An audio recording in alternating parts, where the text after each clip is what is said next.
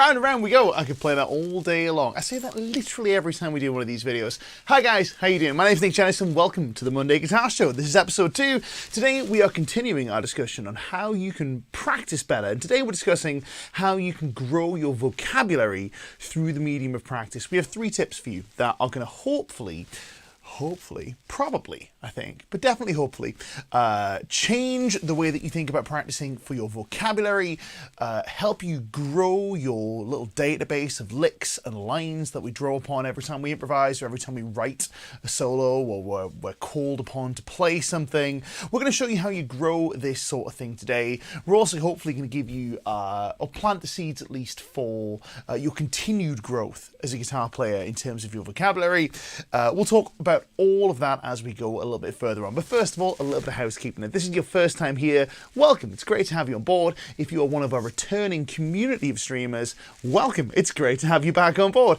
If you haven't done so already, a couple of ways you can help us keep doing what we are doing here. If you're getting value out of these streams, if you enjoy the sort of thing that we're doing here, you can do the following for precisely 0 money and help us reach as many guitar players as we possibly can.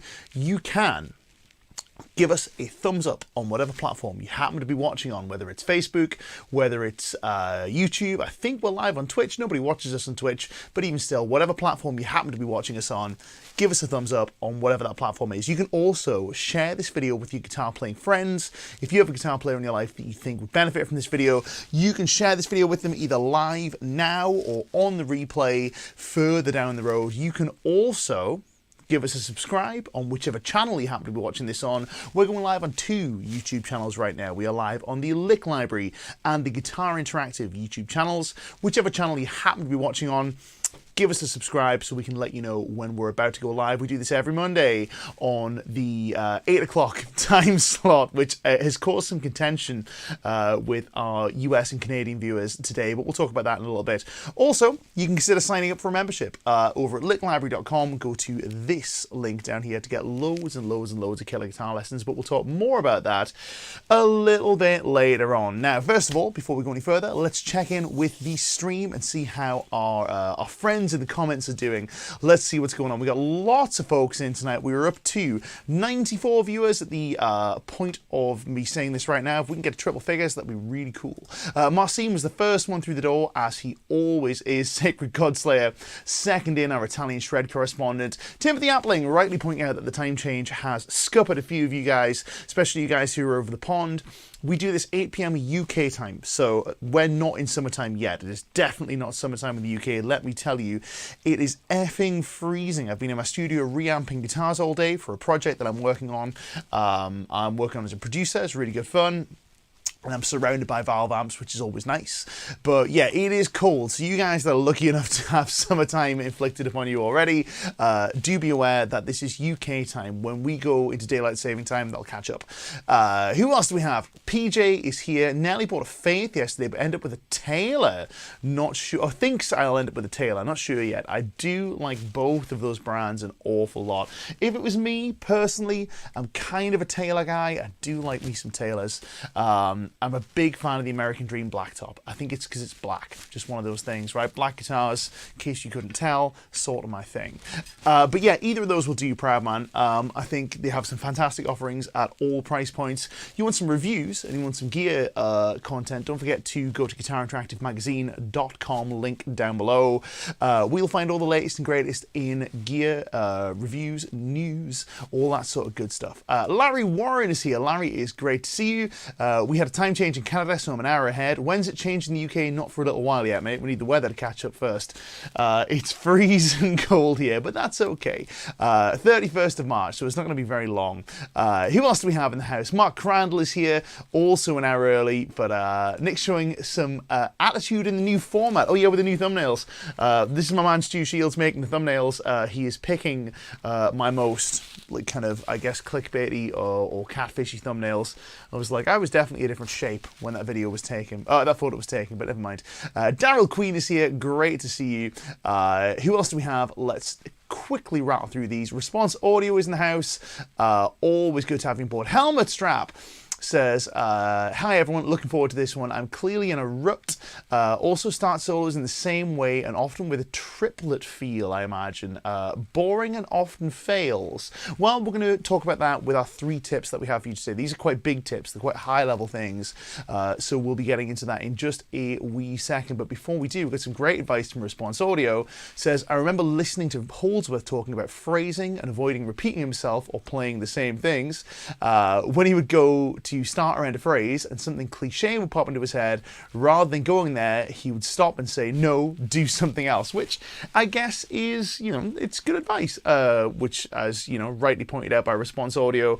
However, it's one of those bits of good advice that is quite difficult to act upon, as a few guys rightly pointed out. So we're going to give you some tools that'll help you act on this kind of advice and maybe make things kind of a little bit more easy to generate these cool new ideas. Who else do we have? We've got another one from Daryl Queen. Really cool choice. Really cool kind of comments in the stream. What I do love about this, as Daryl's rightly pointed out, is that the little community we have building here is really great for kind of like, you guys are teaching yourselves in the comments, which is fantastic. So this is all about learning. It's all about that community thing.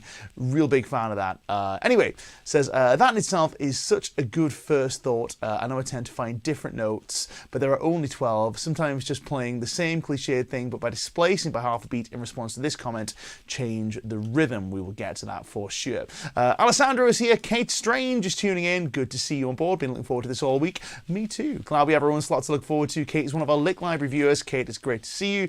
Kim is in the house. Who else do we have? Al Lindsay is here. Oh, great to catch up with the Birmingham Guitar Show. Did you buy the Origin Effects MEQ Pultec driver in the end? I did not, but I'm really thinking about it. Because for me, I don't know if I'd end up using, for you guys that don't know, Origin Effects made this really great pedal called the MEQ, which is a Pultec based EQ that you can also use as a drive pedal.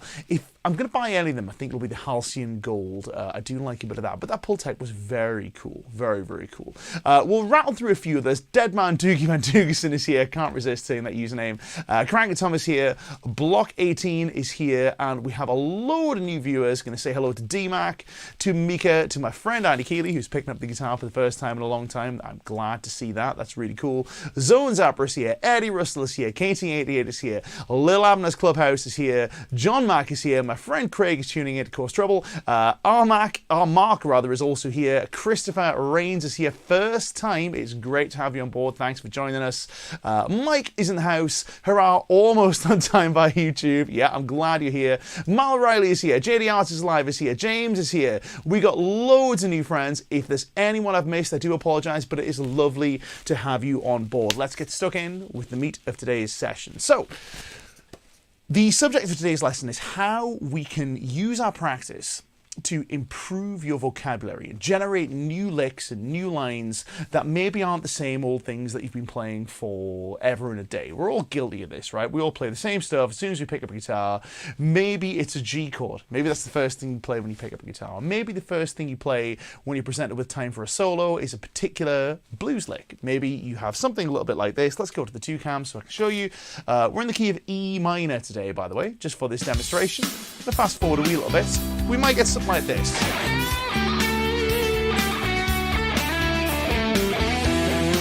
So maybe every time you pick up the guitar, maybe you play this.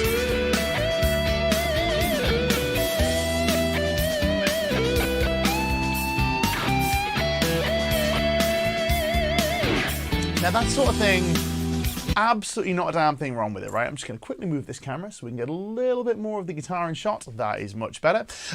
Nothing wrong with that. Nothing wrong with that at all. But we find ourselves quite often dissatisfied with our own lines and with, the sort of lines that we come out with all the time. So I'm going to give you 3 tips that you can use in your practice to generate these new lines that we're looking for, these new ideas that maybe we haven't played before. Now, the first one we're going to go with, which is my favorite and I think the most important one, tip number 1, is to restrict. Now, what do we mean by restrict? Well, restrict simply means that we restrict our options when it comes to what we're allowed to play. We're going to do some stuff with this today, right? So restricting our options in terms of what we are allowed to play. The reason for this is when we start to take away some options, we are forced to be inventive with our playing. Now, what we're going to do here is we're going to begin by imposing some musical restrictions on our playing.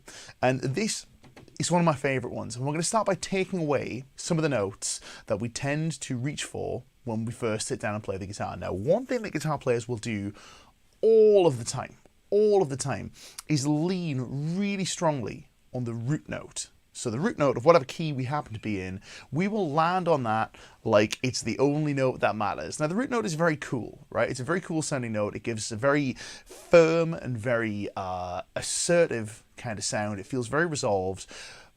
But we can lean on it too much. Let me show you what happens when we lean on the root note all of the time. I'm going to go to this camera once again, real quick, so you can see both me, hey, how you doing, and the fretboard. Let's play some stuff in E minor, and I'm just going to lean really heavy on these root notes, right? Let's see what happens.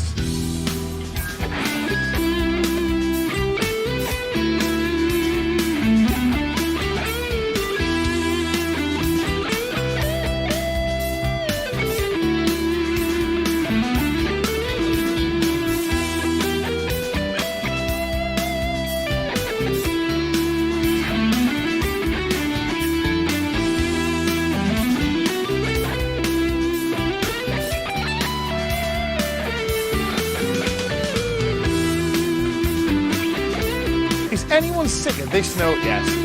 Right? I don't know if it's just me, but I am absolutely pig sick of that note by the time I've played that little song. Now, all those lines there, they were all lines that I quite liked the sound of. There was no licks there that I was really kind of like not feeling. I was kind of into all of them, but man, that root note was just really starting to wear on me after a while. Now, what we can do with this is we can look at things that we tend to do in our playing, like that, where we land on this root note the whole time, and we can just practice not playing them. Simply not playing them. So how is that going to look? Well, let's do a scale together that we can use in the key of E minor that is going to banish the root note from our playing. So we're going to start with our E minor pentatonic scale, this good old friend. In fact, instead of these cameras, let's go to these cameras so you can see my pick in hand as well. So real quick, this is our E minor pentatonic. We're going to be in position number 12, finger number 1 and fret number 12. We have the following notes that we can choose from.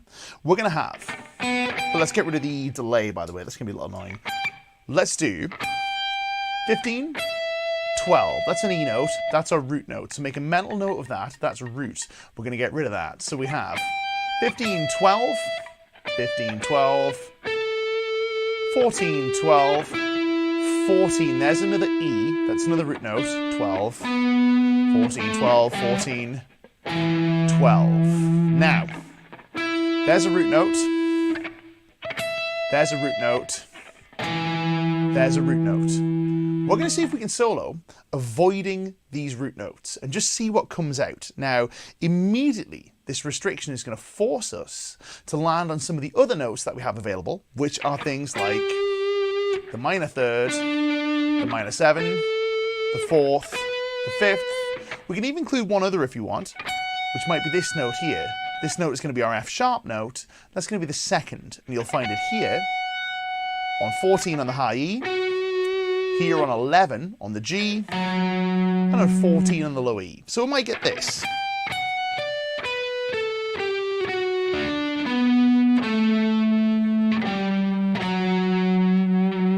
That's all of those scale notes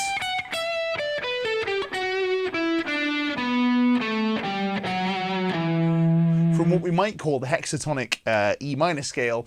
Don't worry about that, that's a fancy name for it. But this time we're not playing any E notes. Let me show you what this looks like. This is one example of restriction. We're going to go back to these two cameras for this. Oh, hello. I said two cameras. Where's my other camera? There it is. We're going to go to these two cameras and we'll see what comes out when we avoid playing our E notes. Let me throw some delay back on just to give myself a little bit of sweetness to play into. Here we go.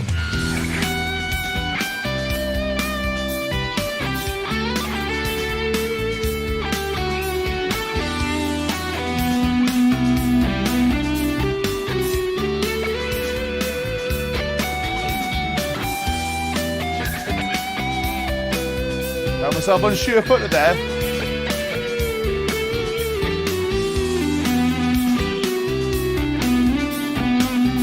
Okay, let's go back and forward. You take a turn.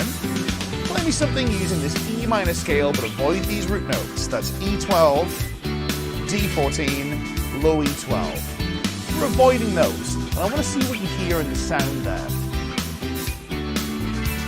We're getting a question about how do you resolve it? How do you resolve it? Well, we'll get to that. It's a very good question. But you don't have to resolve to the root, you can resolve to all sorts of things. I'll go like this.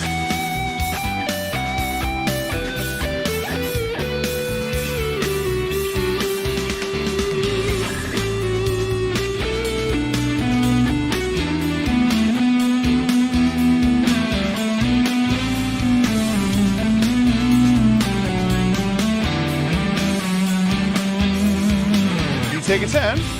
No root notes there. We got some suggestions for resolutions. B sounds good. It does. G sounds pretty good too. Okay. Let's take one more pass. This time still no root notes.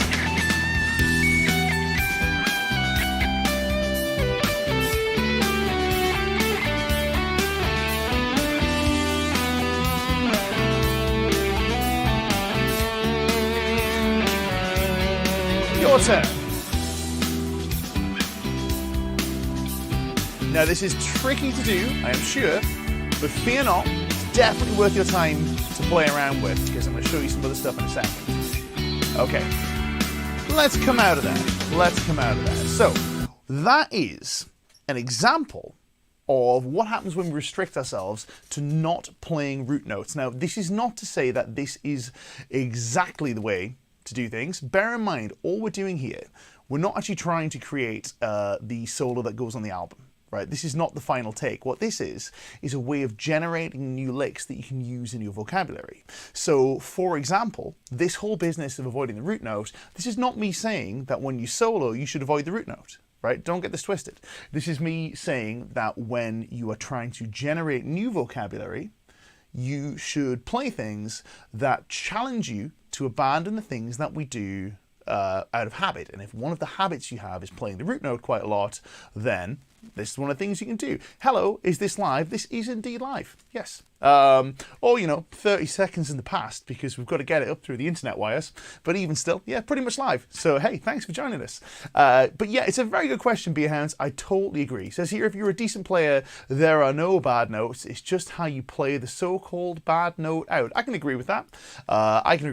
So, although, bad, who knows? I mean, we can imagine a note in terms of a choice over a chord, and there are definitely some pretty bad choices you can make over some chords, but I totally agree with the sentiment. I see what you're saying there, and I agree with you. So, anyway, let's take a look at what happens when we take the same idea of avoiding the root note, but this time we allow ourselves the root note, but we allow ourselves the root note maybe let's say we only allow the root note every other phrase. Okay, so let's say the first phrase we play with no root notes, the second phrase we play with root notes. This is going to not only force us to be conscious about avoiding these root notes, and it will certainly reinforce your ability to actually play the friggin' root note, let me tell you, because you'll know where it is, but also it's going to force us to think about playing with different phrases, because we have to play one phrase with something, another phrase with something else. We actually have to break our playing into phrases, which is kind of cool. So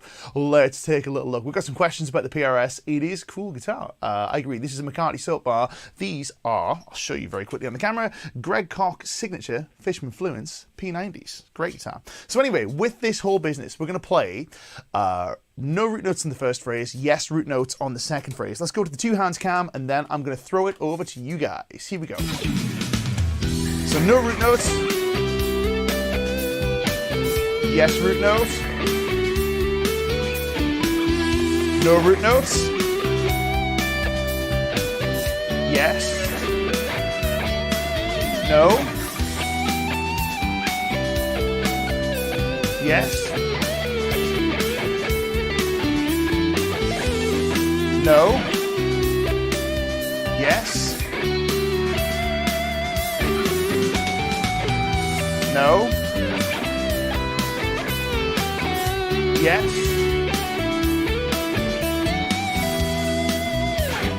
You get the idea. Now, the point with this is not that any of these particular restrictions that we're going to look at today are magic. It's just that the idea of restricting your playing in some way will force you to be both conscious of the lines that you're playing and force you to explore new territory. Now, what I want from you guys in the comments is I want some suggestions on ways that you might think about restricting your playing. Let's get this going in the community here. So I want to know ways that you might think about restricting things in your playing. Here's a cool comment from Sacred Godslayer. Says playing scalar and jumping the E forces it to be a B minor arpeggio, which sounds very cool, over the E minor, which sounds as an E minor add 9 arpeggio without the roots. Certainly does. Certainly does. Here's a great one from here. You can only hit the root note with a bend. That's a really cool way of restricting your playing. That's a very good suggestion. We want more suggestions here. Here's another one. Keep the ideas to 2 strings but go all over the neck. Very cool. Play with one hand behind your back. It's more of a stage show, I think. But we've got some cool ones here. One from Jason Perry saying, when I started recording myself, I realized I'd play the root flat 7 root over and over. Knowing is half the battle, for sure. Now, we're going to do one of my favorite ones. Now, this is one I was going to bring to the table, but here's Christopher Rains has suggested this, right? And it's a very cool suggestion. I was going to suggest this myself, but we're going to take a slightly different tack on this. One we've done before. He's suggesting 2 strings. We're actually going to play 1 string. For this one, and then we'll go to 2 strings. Now, what happens when we play 1 string? When we play 1 string, first of all, we move a little closer to what it's like when we sing a line, or if we were a saxophonist, for example. This idea of the guitar having strings and having to move both this way and this way is a quality that is unique to the electric guitar, right? Unique to the electric guitar. So, for example, pianos tend not to think in these ways. Pianos are linear. There's other kind of differences between the way the piano interacts with music and the guitar interacts with music, but this is one of them. But what we're going to do is we're going to play on a single string. It'll bring us closer to the way some of these other instruments think. And I want to know in the comments, should we have B string or should we have G string? You guys let me know. The first comment, that's what we'll do. B string or G string? You tell me. First comment wins. Which string are we going to play on its own? G or B? Let me know. Let me know. Think about music. Great comment from our friend Boomster Black. Great comment for sure. Dark Queen in with a G. We're going to play G string. Okay, here we go. G string. Everybody's saying G, obviously, for sure. Well, there you go. It's obvious. We're playing G string. Mark Nish wants B. Oh, we got some votes for B, but G was in first. Okay, G string. We are playing E minor. So quickly, the notes of E minor that are available to us on our B string. Let me show you. On the G string, rather. We have the open G string. That's allowed. 2 is allowed.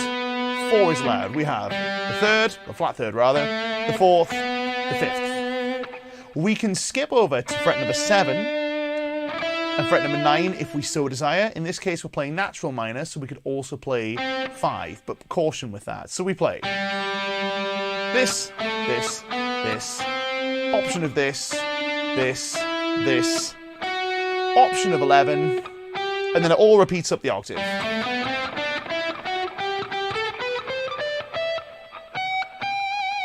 So on and so forth.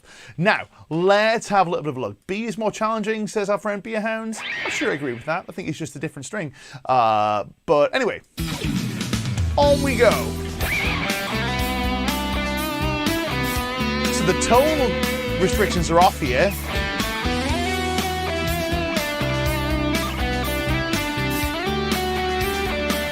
We can play whatever notes we want.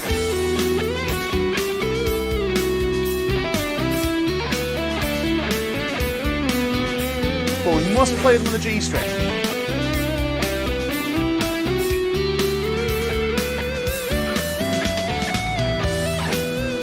Okay, you take a turn. Some stuff just on the G string. Here's a nice big gap for you to improvise in. We're playing an E minor. Let's see what comes out when we just play on the G string. Alright, I'm going to take another pass.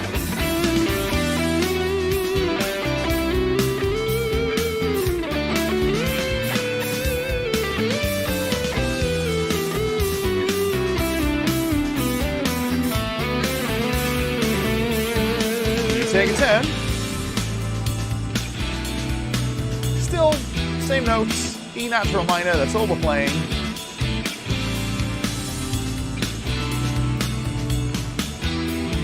Alright, I'm going to go a little further.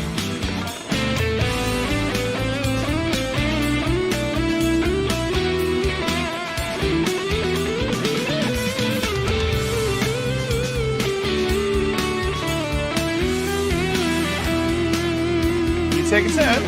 Now, there are going to be some mistakes here. I'm deliberately, well, not deliberately, but I'm not being afraid to make some myself. We're here to experiment. It's not here for me to show you, hey, look, here's some perfect licks I memorized. It's not what we're doing here, right? Don't be afraid to make mistakes. I'm certainly going to make a whole bunch. All right, I'll go again.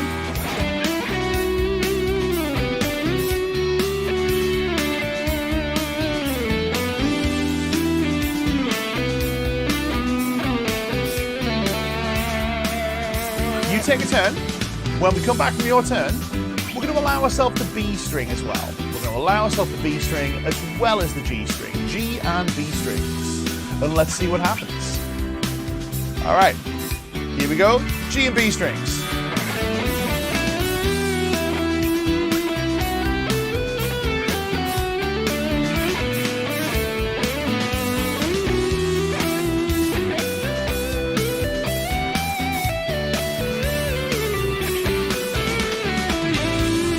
Take a turn, G and B strings, any old combinations notes you want. Don't be afraid to hit some wrong ones. If you hit the wrong ones, that's okay.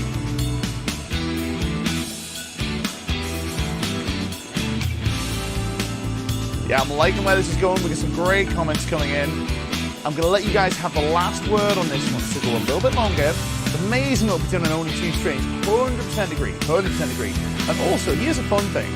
When we play on one string for a while. Have you ever noticed how restrictive it is? But then as soon as you introduce even just one other string, you feel like you have an unbelievable amount of freedom.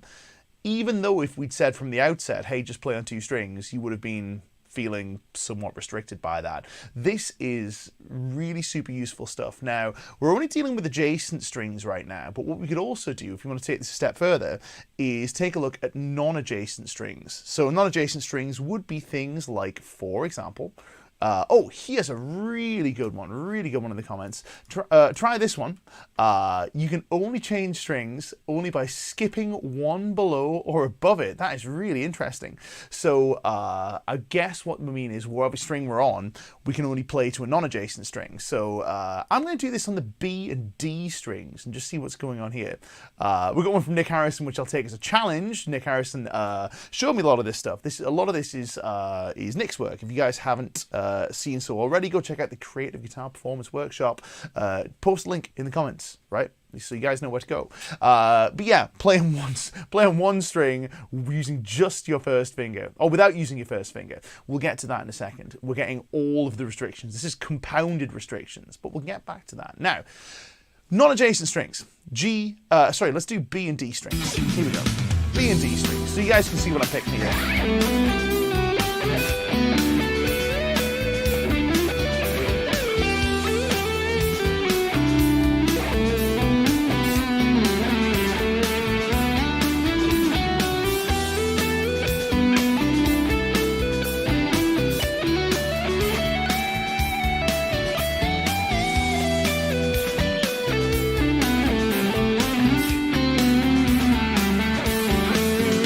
And let's go a little bit further. Let's play non-adjacent strings, no first finger. Let's just see what happens. Okay, no first finger.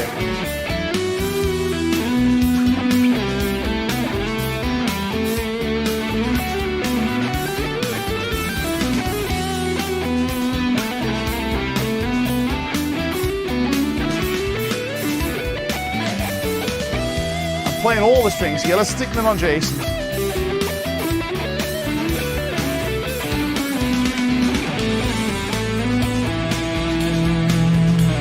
Lots of fun. Now, what we can also do here, by the way, is we can just use the idea of finger restriction as another way. Play with your teeth. I'd have to take them out first.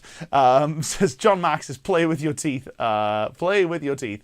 I'd have to take them out first and play with them like that. Anyway, so what we can do here is we can I'll get the pliers right now.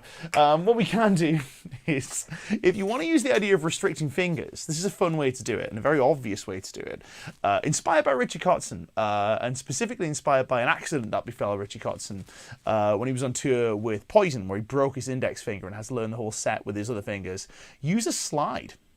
Use a slide, but don't play with the slide. Put the slide on the finger that you want to not play. So, for example, If I want to play without my second finger, I can take my slide. This is a pinky finger slide, so it doesn't fit terribly well. But I can take my slide and I can jam it on this finger, right? And now, no middle fingers for me. And it's a tactile reminder not to use the thing. So what we might get is something like this, for example.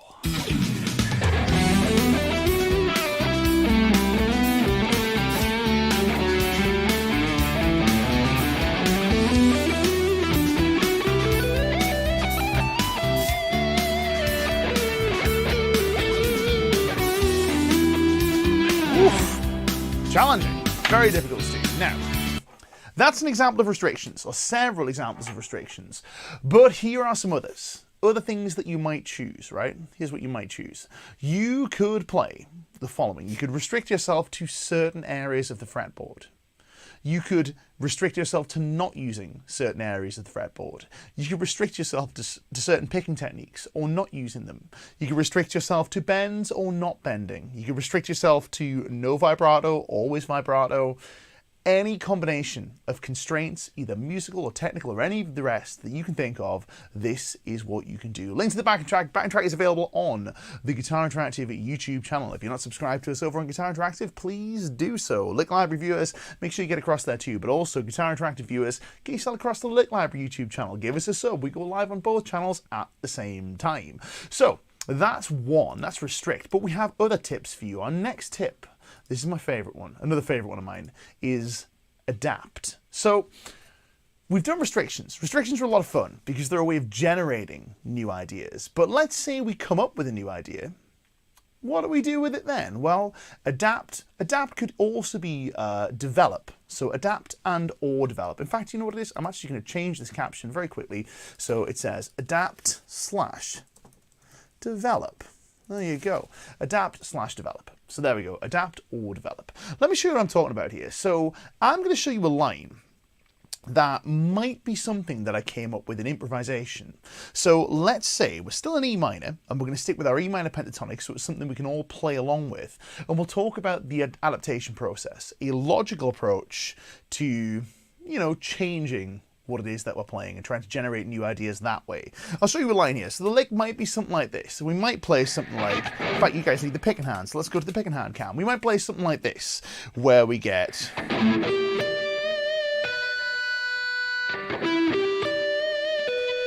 It's a very fun line, right? Nothing to it. We're going to play the following. We play 14 on the D string, 12 on the G string, 15, 12 on the B string.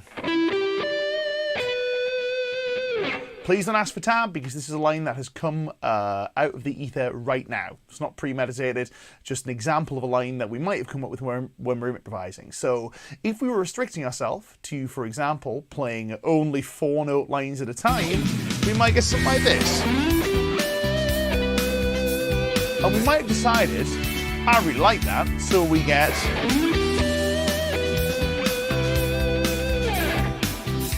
Now, let's just get the line under our fingers. We'll play it together. Notice I'm playing around with the rhythm each time we play it. That's okay. You guys go one more time. Together, let's go. All right.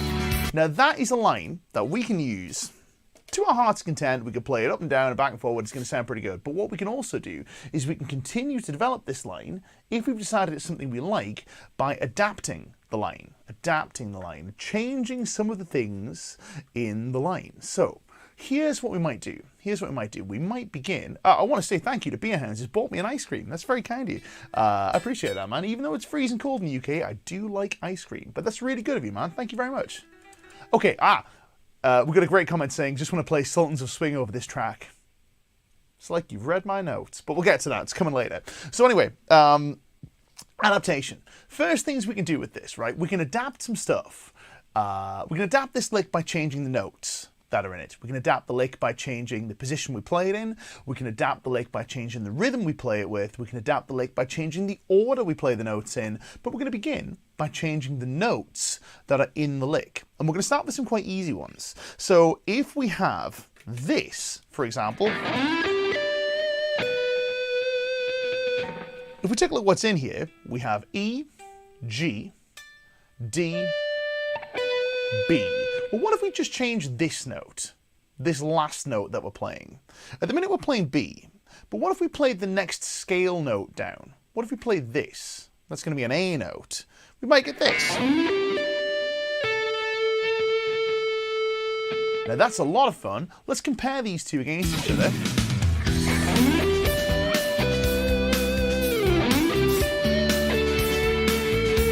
Now that sounds really lovely. Really, really nice. What if we did something similar? What if instead of playing with the line going down over, what if we played with the line going up? So what if we played this? Or like this? Or like this? Ooh. I'll play that again really cleanly. Now what if we did the up as a little diversion before we got to here? Or what if we did this A beneath this note as a little diversion to get from here to here, like this? What if we did this? Which is the flat 5 underneath for you guys that are into your slightly more unusual sounds. That sounds pretty cool. What if instead of playing this E as the first note, what if we played F sharp instead and we got this? Let's try that along with our backing track. That's a fun line. I really like that.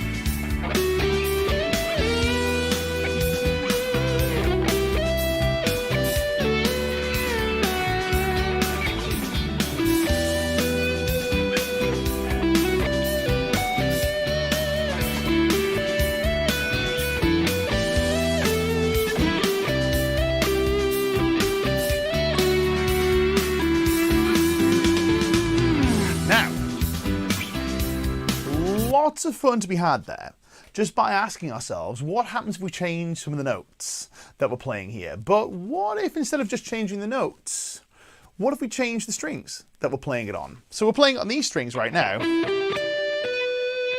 What if we play it still in our minor pentatonic scale, but instead of playing these strings, we play this? Now here I'm just finding other notes that fall neatly into that pattern of here, something on this side, something on this side, and then something on this side. Doesn't have to be exact. It's about finding things that share a similar musical contour. Might be this. That would work. So with this. Now we have a line that reads this.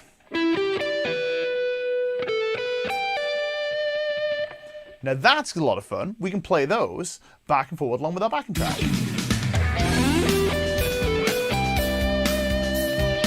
Now that's a really pretty line. What if we tried that same idea across other strings? Ooh, very nice. Okay, we'll go again.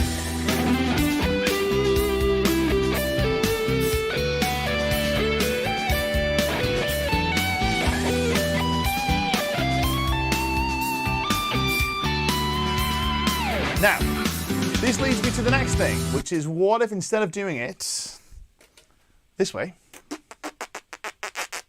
what if instead we do it this way? Well, what if we take the same idea of this sort of gentle shape that we have going on here, this sort of, I guess, kind of an L shape or a J shape, whatever you want to imagine it as, and just move it to the next position and see what falls neatly under your hand. Just find some notes that kind of match that shape-ish. If you don't like them, change them. So what we might get is this. We might get this.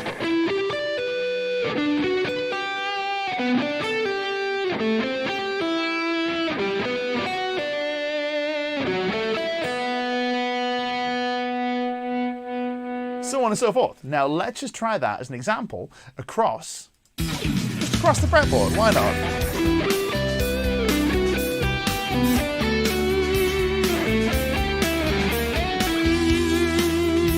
Across a couple of different strings.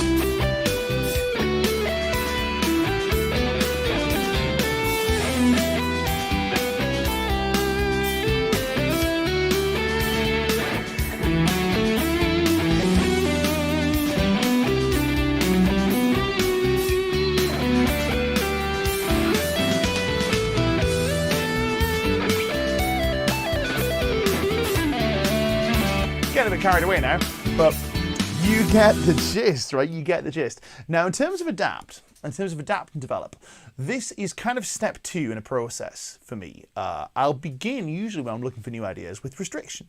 I'll normally go back to tip number 1, which is to restrict.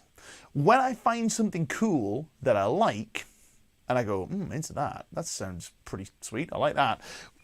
What I'll do then is I'll then take this idea of the restricted thing that I've come up with, or the thing I've come up with through restrictions, then I'll start to adapt it. However, there is a third tip, and I want to go back to this one. This is a really good one from a friend whose name I am going to absolutely butcher because I'm terrible at reading usernames. Is it Ilmiras? I want to say. I'm not going to attempt the surname. I do apologize. It's a great name though. Very cool name. Cooler than mine. But yes, terrible at butchering names. I've been calling Timothy Appling Timothy Appalling for the longest time just because I think it sounds funny. It sounds like a really cool punk name. We have a little community going on here. So, and there's a lot of in-jokes that I'm sure you guys who are new to this will catch up with as we go. But yeah, this whole idea of playing Sultans of Swing over the backing track leads me to point number 3. So far we've had restrict, we've had adapt, and if in doubt, point number 3, steal, right? Genuinely, steal. Now, what I don't mean is just steal the Sultans of Swing solo wholesale, but there are some ideas that we can pinch from Sultans of Swing and we can use for our own evil gains. Now, I felt for sure that one of you guys would come out with a song. Now, you can use any song that you want. It doesn't have to be a rock song, doesn't even have to be one that matches the backing track you're playing over. But Sultans is a really cool choice. It has a similar sort of vibe. Obviously, Sultans in D minor. Martin Knopfler has a house, by the way, just up the road from my studio, although he's almost never there. And I'm not sure which house it is, but, you know, who knows. Anyway, so he might be there. He might be just listening in through the window. Who knows? But anyway, Mark Knopfler listening in through my window aside, that's the stuff of nightmares. But I mean, he's sold all his guitars now. Maybe he's come with mine. I don't have any red Strats, I'm afraid, Mark. But anyway, what the hell was I talking about? Oh yeah, by the way, if you do want some source material to steal from, go to licklibrary.com, licklibrary.com, where you will get an unbelievable amount of song lessons that you can pick from. Now, it's not the only thing we do. We do all manner of lessons. We do technique lessons. We do guided learning pathways, one-to-one support as part of your membership. So you get one-to-one lessons in addition to all of the courses that we have available and the backing tracks. But one thing Lick Library does better than anybody else, in addition to other stuff, is song lessons. We have classic albums, literally start to finish. So if you want to learn the Sultan solo and the rest of the song and the rest of the album, you know where to go. So anyway, head to licklibrary.com. You'll find that link down there. But in terms of steal, what we can do is we can steal licks, and maybe we'll take this one, which is not in the right place, but it might be a fun thing to try and steal from. Now, I'm going to do this in the truest sense here, because what I'm going to do is I'm going to play this lick.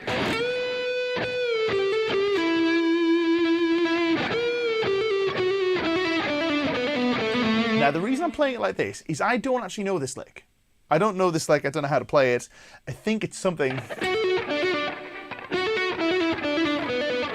I don't know what it is. Top of my head, right? But that's okay. That's okay. The point of not knowing this is I've played something there that is a little bit Sultansy by playing it a bit wrong. This is one of the reasons why, you might start to learn this source material, but maybe just pull little bits from it. If there's a cool lick that you like, go and find the lick. Don't feel like you have to absolutely master it before you can get some fun out of it. So if we take that lick, now I'm going to show you how I might play that one. Again, I think this is probably wrong because I don't actually know how to play this solo. Never bothered myself learning it. Maybe I will one day. Who knows? They're going to revoke my Geordie card for not knowing how to play Sultans of Swing. But still, let me show you the lick. So the lick in our E minor context is going to be like this. We begin with a bend from 14 up to pitch 16 on our G string. We'll then pick it again and release. Then we're going to play 12, 14, 12 on the G string, 12 on the D string.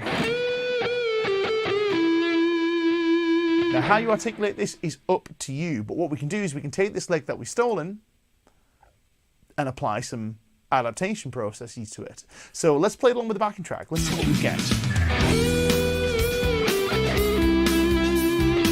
That sounds pretty cool, but what if I change the first note bend from here to this. Now that's going to be 16 bending up to the pitch of 19. So now I get this. I might get. And now that's mine. That's not Martinopoulos anymore, that's mine. I'm going to move it up the octave.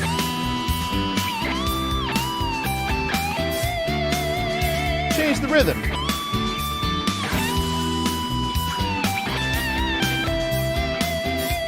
What if I change this note to this note?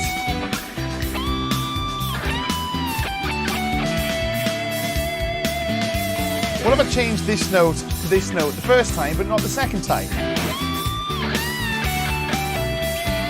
I like that.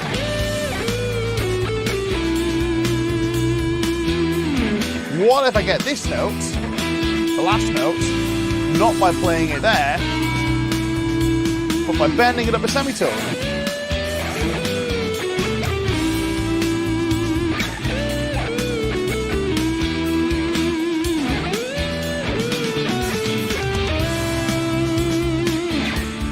Lots of fun.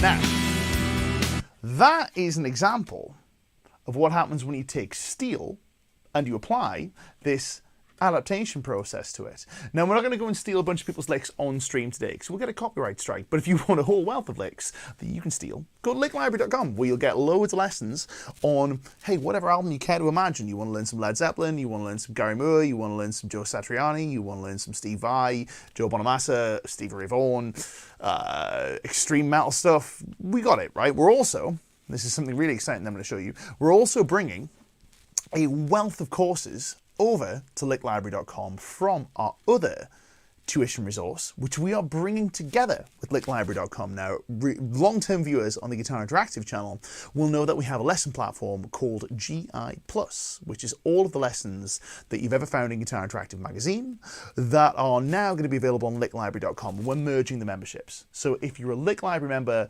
you'll get this for no additional cost. If you are a GI+ member, you get the Lick Library membership for a limited time at the same cost as your GI Plus membership.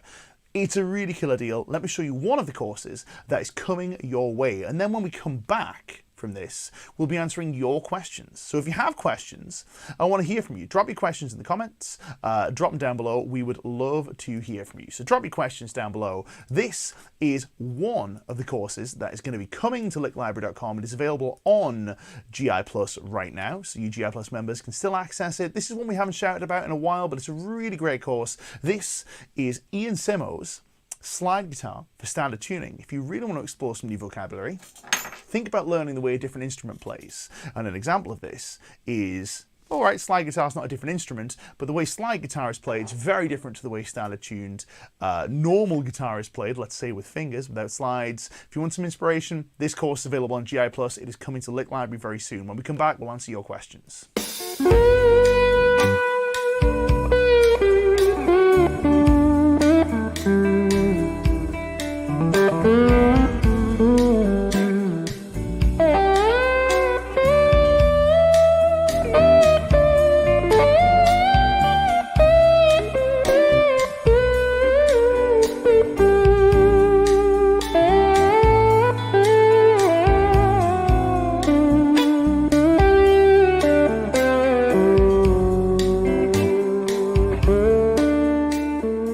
Hi, my name is Ian Simo and I'd like to share with you my course on slide guitar for standard tuning. This is a 10-part series in which we're going to explore the essential slide hand techniques and pick and hand techniques. We're also going to take a look at rhythm playing with the slide. So we're going to look at how to integrate the slide with major and minor triads.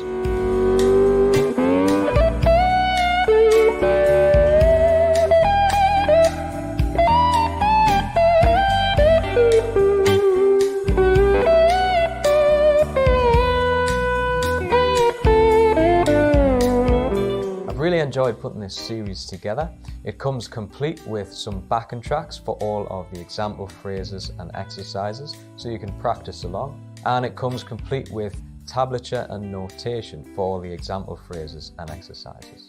So if you've been interested in getting into slide, I highly encourage you to check out this course, this 10-part series on slide guitar for standard tuning.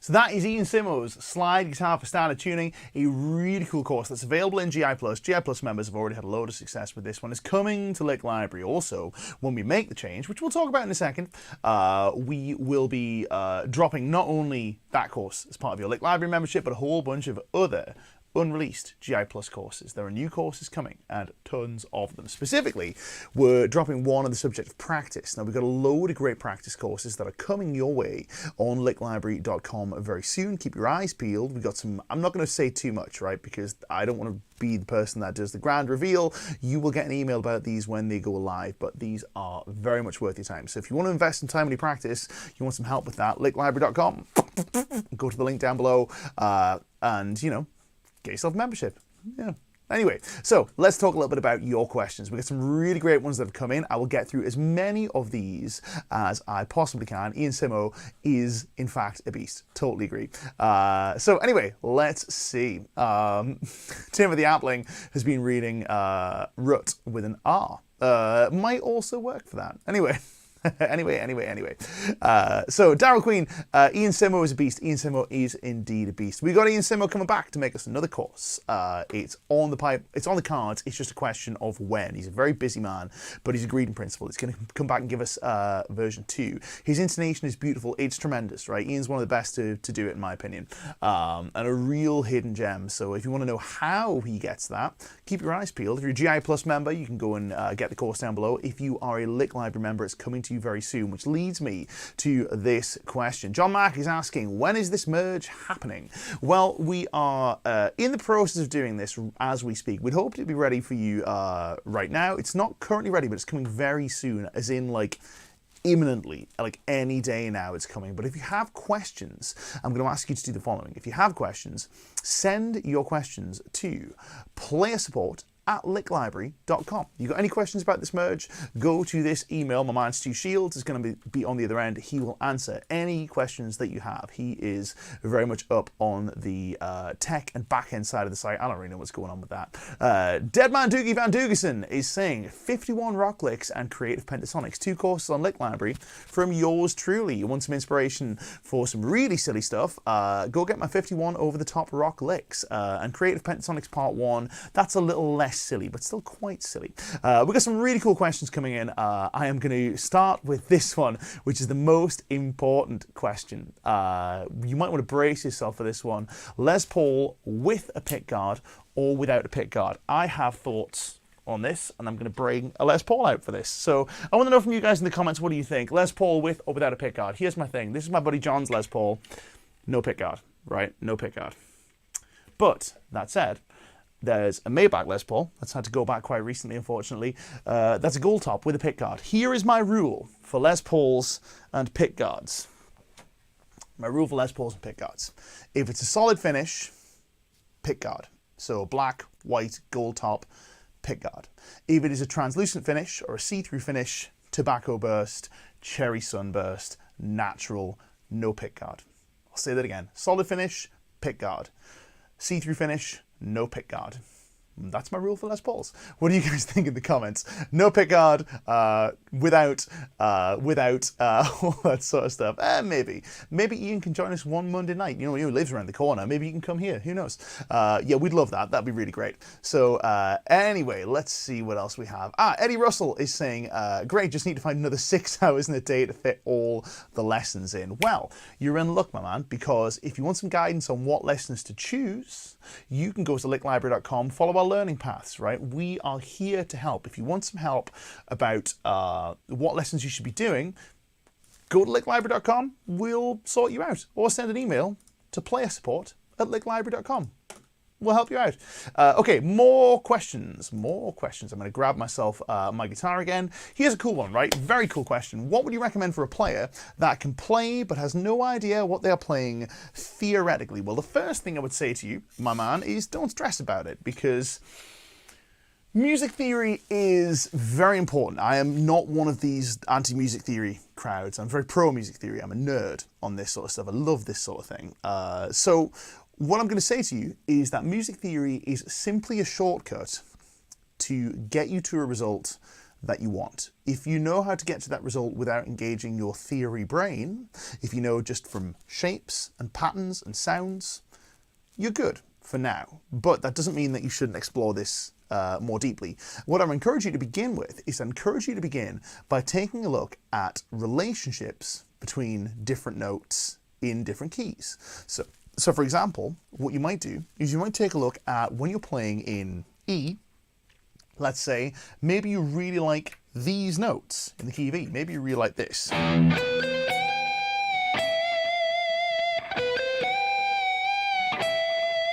you really like the way that sounds. You really like the sound of this particular.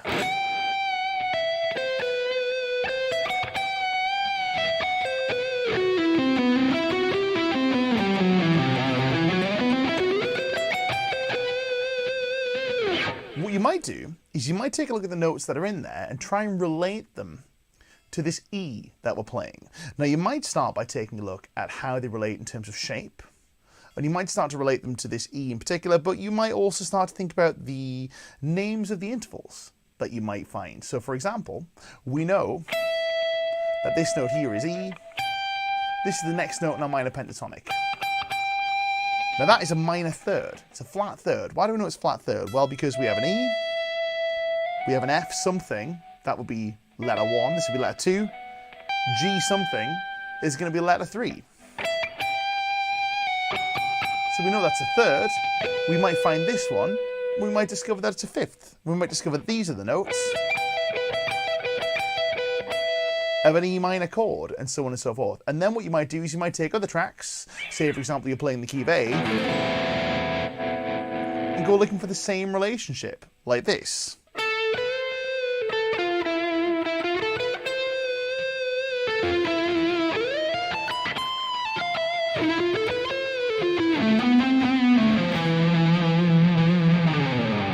Drawing conclusions about the connections between various notes is a really good way to dip your toe into the wonderful world of music theory, right? But if you want more tuition on this subject, don't forget, we've got lessons on it. Hey, look at that, big hand pointing at the link down here. Great question though, man. Maybe we'll address that in a future live stream. If you have suggestions for streams, we do take your suggestions and we do turn them into live streams, just like the one we've done today. So guys, unfortunately, we are running very, very, very badly out of time, but I'm going to answer this one very, very quickly. What slide have you got there?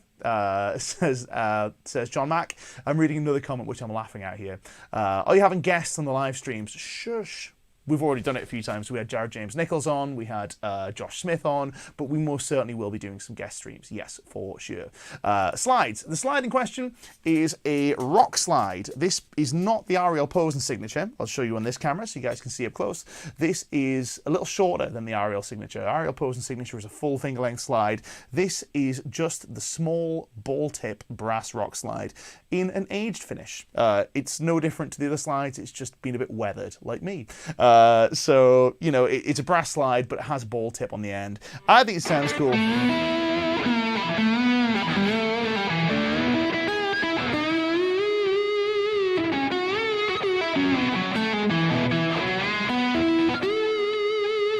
Now, I'm nowhere near the slide player that someone like Ian Simo is, but I have a lot of fun with that. That's my slide. On the signal chain, let's talk about that very quickly. You have a great tone. That's very kind of you. I appreciate that. Now, let me tell you what the tone is very quickly. The tone is this Paul Reed Smith guitar with a set of Fishman Fluence Greg Koch P90s. Got a bunch of guitars over here. I have some Maybach guitars I love. Gibson you've just seen on the screen. What else do we have? We have a Godin kicking around here. A couple of more affordable guitars too that I also dig. The amp, Victory Super Kraken. Down here, you can see that sat right behind me. You'd never guess, but I do like Victory amps. I'm surrounded by them. Lucky enough to be a Victory amps artist. I do a lot of their social media videos as well. So, got a bunch of amps. We're using the Super Kraken. We're running into a Boss Waza tube amp expander, loaded with a Celestion Greenback Impulse. It's a Greenback Impulse. It's the Sir Greenback 57 and 121. Blend, the high gain blend. That in turn is going into a Strymon Timeline and Big Sky, which is putting some reverb and delay on the signal in stereo after the impulse response. And that is the signal chain. It's a bit of a complicated way to do things, but that's kind of what we've done. So yeah, signal chain, that's the one. I definitely wanted to get on that because I love talking about gear. How do you like your action on your guitar / bridge height? Well, depends on the string gauge I'm playing. At the minute, these are 10s, which is kind of a comfortable middle ground for me. I do have quite strong hands, but I don't like a very high action, personally. I'd much rather have a big string to get resistance than a high action. So the action's pretty low. In this instance, we have a 1.3 mil pick, and that will just fit. It won't quite fit under the treble string, and it will just fit under the bass string. So it's about 1 mil at the 12th fret, and maybe about 1.4, 1.5 at the 12th fret on this side. Very little neck relief, huge frets, enormous frets. Incidentally, this is also the action height that Steve Vai and John Petrucci both play with. I found this out by watching videos where the guitar techs talked about it, and I thought, hey, there you go. Guys, we'll be answering some more questions next week, but for the time being, I'm going to bid you adieu. My name is Nick Jennison. This has been the Monday Guitar Show. Remember, we do this every Monday, so if you're not subscribed to us, make sure you hit the subscribe icon on whichever channel you happen to be watching this on, whether it's Guitar Interactive or whether it's Lick Library. We stream on both channels at the same time, 8 p.m. UK time. These are the guys that have brought you this stream. Head to licklibrary.com for the best guitar lessons. I would say that, I'm biased, but the best guitar lessons in the world. Go to guitarinteractivemagazine.com for reviews, news, interviews, all of the stuff happening in the guitar space. We've got a new issue coming out very soon with all of the best things from the NAMM show. We saw some really exciting stuff. Make sure you subscribe to both channels so we can let you know when we're about to go live and when we drop cool new videos. Send this to your guitar playing friends, give us a thumbs up, and I will see you guys next week, 8 p.m. UK time. Let's play some more on this lovely backing track. Here we go.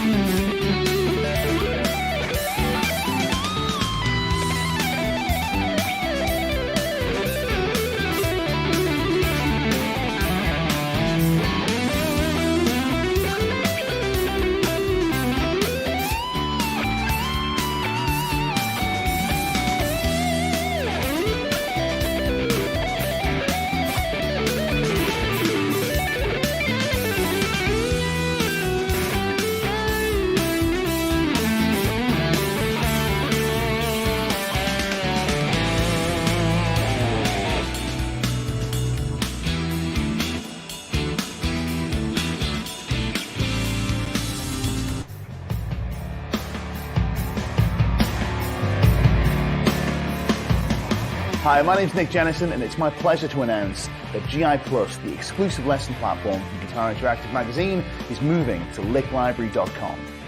GI Plus features a whole host of the best players and educators in the world, bringing you exclusive lessons on everything from metal to blues to fusion and everything in between. Want to level up your shred chops? Check out How to Play Fast by Andy James. Or how about Sweep Picking with Rick Graham? Or maybe country's more your bag? Well, how about a full-length country guitar course from Andy Wood? Interested in learning how to play over changes? Well, members get access to hours of exclusive lessons from Fusion Maestro Tom Quayle.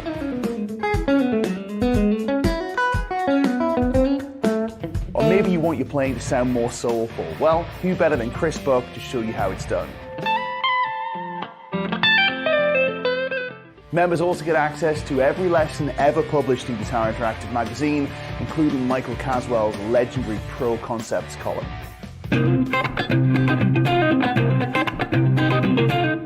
Or maybe you want to learn the secrets of the masters. Well, members get access to over 70 full-length tech sessions where our tutors painstakingly decode the styles of players like David Gilmour, Eddie Van Halen,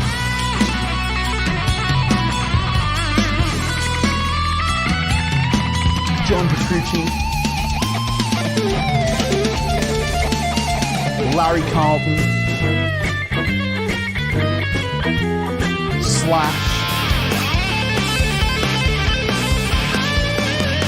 Tosin Abasi, Paul Gilbert, and many more.